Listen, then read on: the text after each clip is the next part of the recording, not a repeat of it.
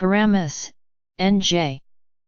On a back wall in Gruel's office, 3 portraits of Japanese Americans detained at the Manzanar internment camp in California hang above his desk, a reminder for Mr. Gruel of when the power of domestic law went horribly awry. Though the portraits are from decades ago, Mr. Gruel sees alarming parallels to the current political environment, where patriotism is sometimes measured by race, faith, or political affiliation.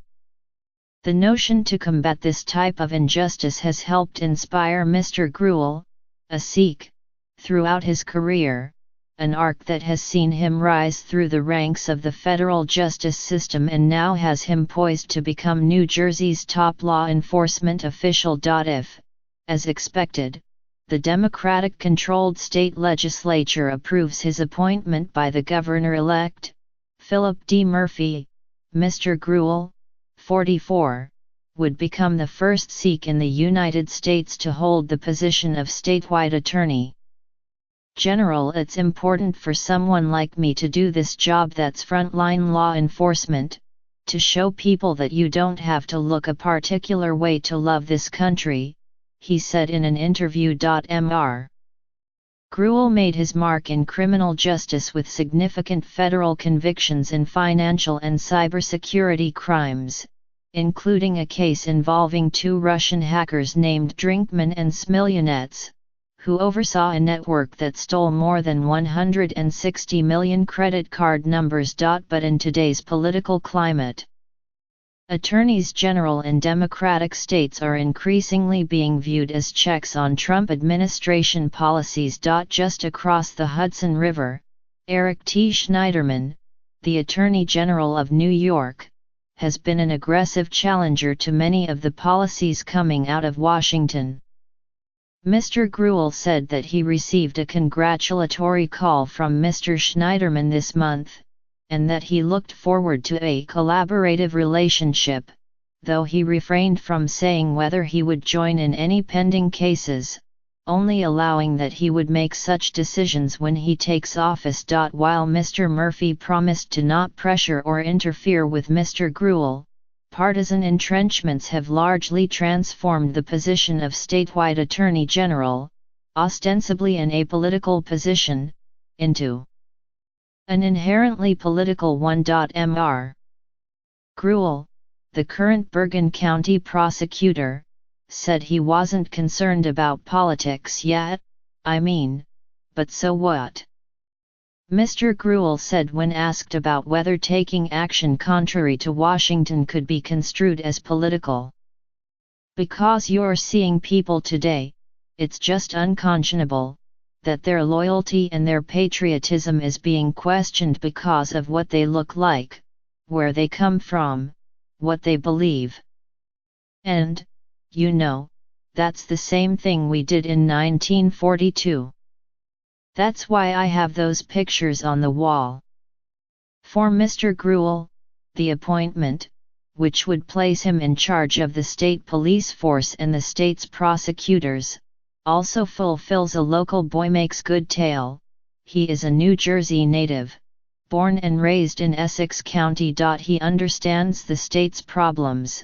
Aside from the policies coming out of Washington, Mr. Gruel has laid out key areas that he wants to focus the might of New Jersey's authority on: addiction, violent crime, police-community relations, and social justice issues. He plans to put in place methods he honed in Bergen County, such as partnering with high schools to address hate crimes and addiction.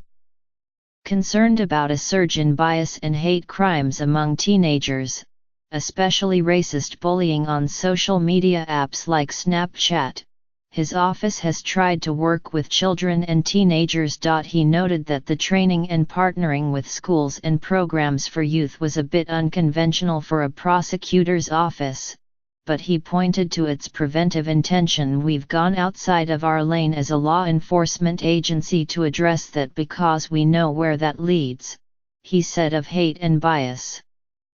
We don't want that to lead to some sort of criminal conduct, as we've seen that in this county we've seen attacks on synagogues, arsons, and things of that nature, and so we're trying to get in there early.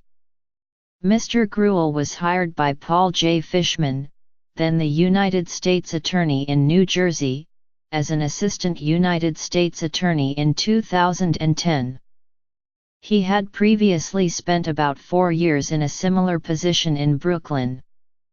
While he began in New Jersey in the smaller General Crimes Unit, he quickly progressed to take on some high-profile cases. He prosecuted a first-of-its-kind case against Alexander Milrud, who was accused of manipulating stocks through high-speed trading, and he helped secure the conviction of Eliyahu Weinstein, who led a $200 million real estate fraud. In 2016, Mr. Gruel, a Democrat, was appointed by Gov.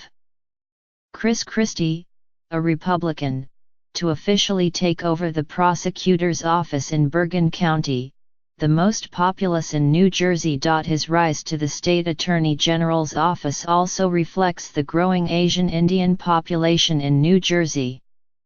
The state has the highest percentage of people with Asian Indian backgrounds in the country, according to the Census Bureau's 2015 American Community Survey. In 2017, Hoboken elected Ravi Bala as the first Sikh mayor of a major city in New Jersey, and Venugopal became the first Indian American to be elected to the state Senate. Nonetheless, despite the expanding population, national Sikh groups were surprised by the sudden representation in public offices in New Jersey. There hasn't been that many Sikhs in politics, particularly ones with turbans and beard, said Gurwin Singh Ahuja, executive director of the National Sikh Campaign, but he added that this was beginning to change.